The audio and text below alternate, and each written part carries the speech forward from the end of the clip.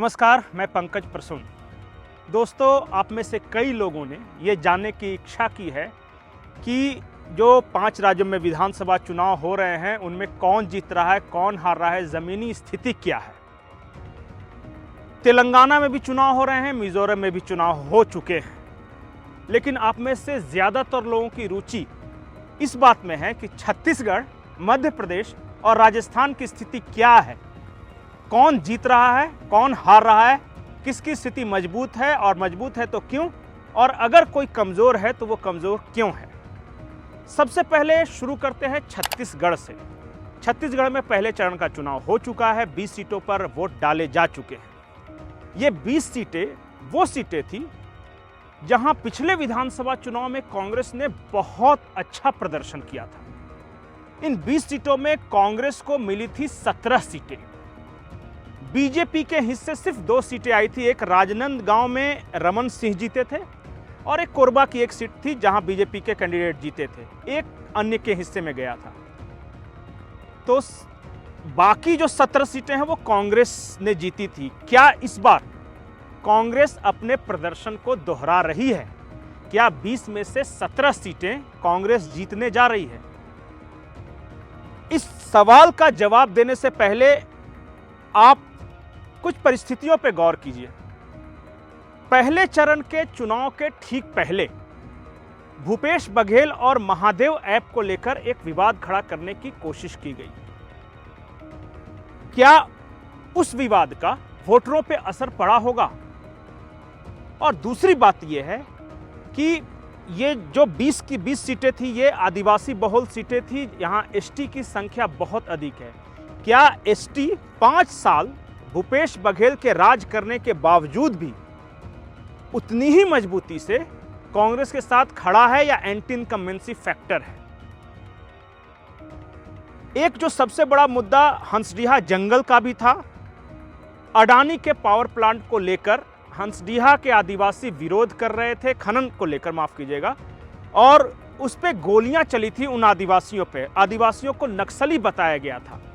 क्या इस मुद्दे का असर पड़ा इस चुनाव में? तो इन तीनों सवाल का मोटा मोटी जवाब है हां।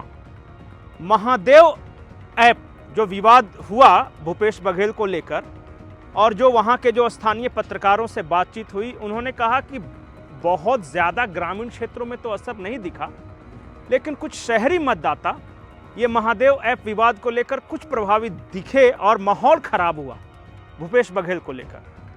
दूसरा सवाल था कि क्या 5 साल के बाद एंटी इनकम्बेंसी है? इसका जवाब जो वहां के स्थानीय पत्रकार हैं, जो जमीन पे घूम रहे हैं, उन्होंने कहा कि है, लेकिन उतना ज्यादा नहीं।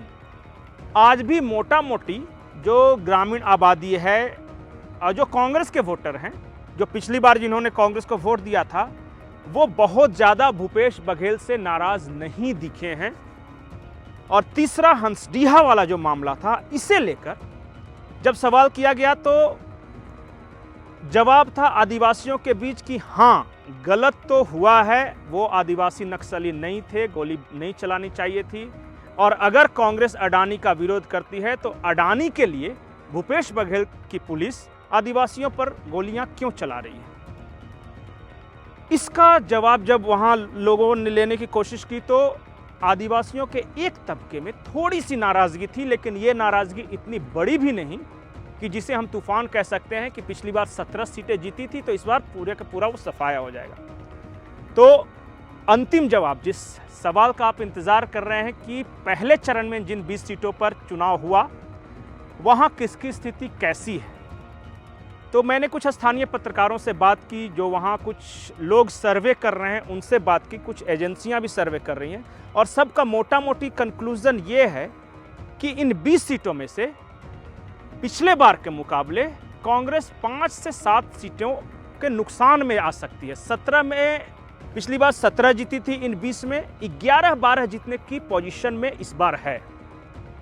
जाहिर है जब कांग्रेस को नुकसान हुआ है तो उसका सीधा फायदा बीजेपी को होगा। बीजेपी पिछली बार 2 सीटें जीती थी, और इस बार जो वहां के लोगों ने बताया वो ये कि 5 से 6 सीटें या 7 एक सीट को लेकर थोड़ा सा, एक कोरबा की सीट है जिसे लेकर अभी भी कंफ्यूजन है कि 5 से 7 सीटों तक बीजेपी आ सकती है, जीत सकती है। अब फेंकना है तो थोड़ा ज़्यादा फेंक लेते डॉक्टर साहब, उसकी खुद की सीट तो बच नहीं रही है। और पिछले समय 17 सीट हम लोग जीते थे 20 में से, इस समय उससे भी पार जाएंगे।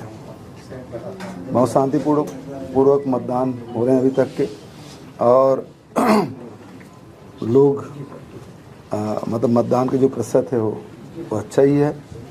और जो हमने ऋण माफ़ी किया है और घोषणा फिर से किया है, और राजीव गांधी किसान न्याय योजना मिला के 3200 रुपये क्विंटल धान का और 200 यूनिट तक की बिजली मुफ्त देने की बात, एजुकेशन फ्री करने के बाद, और 6000 प्रति मानक बोरा के दर से तेंदुपत्ता। इन सारे मुद्दों को लेकर जनता में भीषण आक्रोश है, और पूरे छत्तीसगढ़ में, और खासतौर से 20 सीटों में 12 और 8, 20 सीटों में जो आज प्रथम चरण में मतदान हो रहे हैं, इसमें भारतीय जनता पार्टी कम से कम 14 सीटों में जीत रही है। सर, कवर्धा के क्या मुद्दे हैं? कवर्धा के मुद्दे अलग है विकास के अलावा? कवर्धा के इश्यू अलग रहते ही हैं, और कवर्धा में स्थानीय मुद्दों पे काफी जोर रहा है। स्थानीय लोगों की नाराजगी रही है, तुष्टीकरण की राजनीति को लेकर यहाँ पे काफी आक्रोश रहा है, झंडे को कुचलने के मुद्दे को लेकर भी काफी नाराजगी रही है। तो लोकल इश्यू अलग अलग यहाँ पे काफी। तो बीजेपी को पहले चरण में पिछली बार के मुकाबले 3-4 सीटों का फायदा होता दिख रहा है, कांग्रेस को 5-7 सीटों का नुकसान होता दिख रहा है, और एक सीट ऐसी है जहां एक अन्य पार्टी है, निर्दलीय हैं, वो जीत सकते हैं।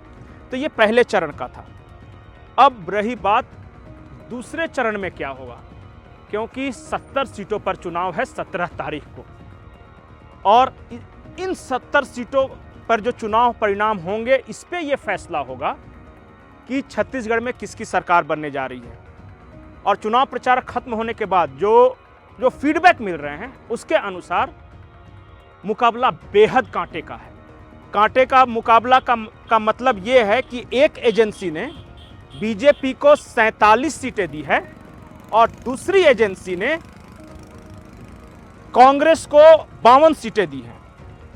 जिस एजेंसी ने बीजेपी को 47 सीटें दी हैं, वो कांग्रेस को 42 सीट बता रहा है। तो मतलब एक एजेंसी के सर्वे के अनुसार बीजेपी 5 सीटों से आगे है, और दूसरी एजेंसी के सर्वे के अनुसार बीजेपी 7 सीटों से कांग्रेस से पीछे है। और एक स्थानीय चैनल ने वहां पे जो सर्वे किया है, उसके अनुसार बीजेपी 2 सीटों से आगे चल रही है कांग्रेस के मुकाबले। तो आज से 3 महीने पहले जिस तरह कहा जा रहा था कि छत्तीसगढ़ का चुनाव बिल्कुल एक तरफा है और भूपेश बघेल दोबारा आ रहे हैं, वैसी स्थिति कम से कम अलग अलग एजेंसियों के सर्वे, जो वहाँ के स्थानीय पत्रकार हैं उनकी बातचीत से, और जो ग्राउंड पे कुछ लोगों से बातचीत हुई है, उसके अनुसार ऐसा नहीं दिख रहा है। छत्तीसगढ़ के चुनाव में कम से कम 10 से 15 सीट ऐसे हैं जिसका फैसला 1000-2000 वोट से होने वाला है, और इन 15 सीटों में कौन किसके हिस्से में कितनी सीटें आएंगी, इस पर बहुत कुछ डिपेंड करेगा। अब जल्दी चल लेते हैं मध्य प्रदेश और राजस्थान। राजस्थान में मोटा मोटी लगभग सर्वे एजेंसियां इस बात पे एकमत है कि कांग्रेस वहां दोबारा नहीं आने जा रही, और इसकी वजह 2 बड़ी बताई जाती है। एक तो कि अशोक गहलोत कांग्रेस को चुनाव जिता सकते थे, उनके पास वह कैपेसिटी थी, लेकिन उनके हाथ पांव बांध दिए गए। कांग्रेस आला कमान के साथ कुछ फ्रिक्शन था, टकराहट थी, खींचतान चल रही थी कुछ कैंडिडेट को लेकर, और इसका असर चुनाव पर दिख रहा है। दूसरा, सचिन पायलट पिछले चुनाव में जितना एक्टिव थे, एग्रेसिव थे, इस बार उतना एग्रेसिव नहीं दिख रहे हैं। वो अपने लोकल, अपने एरिया में, अपने लोगों के बीच ज्यादा कॉन्फाइंड होकर रह गए, और जो तमाम सर्वे एजेंसियां हैं वो मार्जिन इतना बड़ा बता रही हैं कि जिसे पाट पाना शायद मुश्किल हो, क्योंकि बीजेपी को जितनी सीटें दे रही हैं, कांग्रेस को उससे आधी सीटें दे रही हैं तमाम सर्वे एजेंसियां। तो राजस्थान का मोटा मोटी फॉरगोन कंक्लूजन ये मान के चला जा रहा है कि बीजेपी की सरकार आ रही है। मुख्यमंत्री कौन होगा वो चुनाव के बाद तय होगा, लेकिन मुख्यमंत्री का चेहरा नहीं तय होने के बावजूद भी वसुंधरा राजे बहुत दिलो जान से कैंपेन में लगी हुई हैं। शायद उनके लोग कह रहे हैं कि वो इसलिए दिलो जान से लगी हुई हैं ताकि अपने ज़्यादा से ज़्यादा लोगों को जिताकर आ सके, और यही दूसरे कैंडिडेट भी कह रहे हैं, चाहे वो राज्यवर्धन सिंह राठौड़ हो, जल शक्ति मंत्री जो है वो हो, या फिर जो मेघवाल साहब हैं वो भी अपने इलाकों में लगे हुए हैं। तो बीजेपी राजस्थान में आ रही है।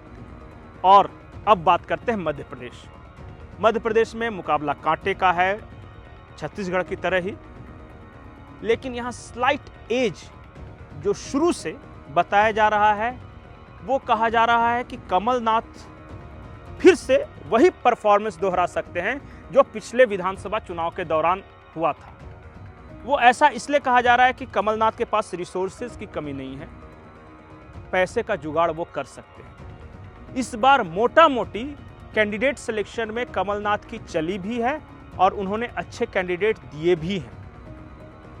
और तीसरी जो बहुत बड़ी वजह बताई जा रही है कि लगातार शिवराज सिंह चौहान पिछले 5-6 दफे से मुख्यमंत्री हैं और इसका एक एंटी इनकम्बेंसी होता है और बहुत बड़ा एंटी इनकम्बेंसी दिख रहा था शिवराज सिंह चौहान को लेकर। शायद इसलिए इस बार उनका चेहरा प्रोजेक्ट नहीं किया गया।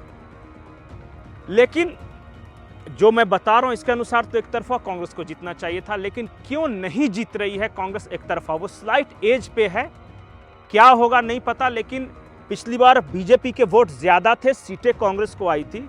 कहीं इस बार भी वो ऐसा ना हो जाए कि हो सकता है कांग्रेस को वोट तो ज़्यादा आ जाए लेकिन सीटें बीजेपी को आ जाए, या बीजेपी को वोट ज़्यादा आ जाए सीटें कांग्रेस को चली जाए, तो ऐसा हो सकता है। लेकिन एक जो बीजेपी के पक्ष में बहुत बड़ी वजह बताई जा रही है कि बीजेपी भी अच्छा कर सकती है, सरकार में लौट सकती है। पिछले बार के मुकाबले 2018 के मुकाबले बीजेपी की स्थिति अच्छी है, वो इस वजह से कि ज्योतिरादित्य सिंधिया फैक्टर। ज्योतिरादित्य सिंधिया अपने जीवन की सबसे मुश्किल लड़ाई लड़ रहे हैं और इस बार उन्होंने जान लगा दिया अपने इलाके में। ग्वालियर गुना का जो इलाका है और 22-24 सीटें हैं, वहां पे कोई भी चीज नहीं छोड़ रहे हैं जो ज्योतिरादित्य सिंधिया कर सकते हैं।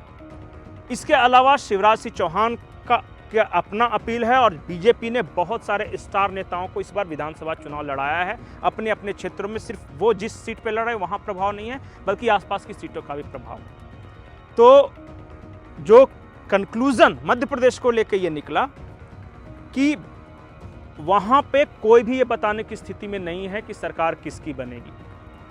कांग्रेस थोड़ा आगे मध्य प्रदेश में दिख रही है, लेकिन वो बहुत 2-4-5 सीटों से आगे दिख रही है। चुनाव अभी चलेगा, लंबा चलेगा। 17 को पहले चरण की वोटिंग है, उसके बाद भी परिस्थितियां बदल सकती हैं, क्योंकि किसी भी चुनाव में हवा तो 24 घंटे के अंदर बदल सकती है।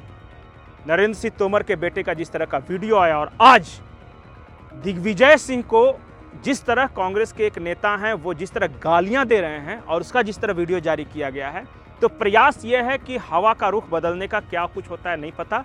लेकिन छत्तीसगढ़ में और मध्य प्रदेश में मुकाबला कांटे का। मध्य प्रदेश में कमलनाथ स्लाइट एज पे, छत्तीसगढ़ में बीजेपी थोड़ा एज है, हल्का ज्यादा आ सकती है। राजस्थान में बीजेपी आ रही है। तेलंगाना मिजोरम में कांग्रेस अच्छा कर रही है, लेकिन इतना अच्छा नहीं कर रही है कि वहाँ की जो रीजनल पार्टी है मिजो नेशनल फ्रंट उससे पार पा सके। और तेलंगाना में भी कांग्रेस ने बहुत रिकवर किया है, लेकिन क्या वो रिकवरी इतनी है कि बीआरएस को चुनाव हरवा दे और अपने बल पे बहुमत ले आए? ये देखने वाली बात होगी। 3 दिसंबर को चुनाव परिणाम आएंगे, उस दिन ये पता चलेगा। नमस्कार।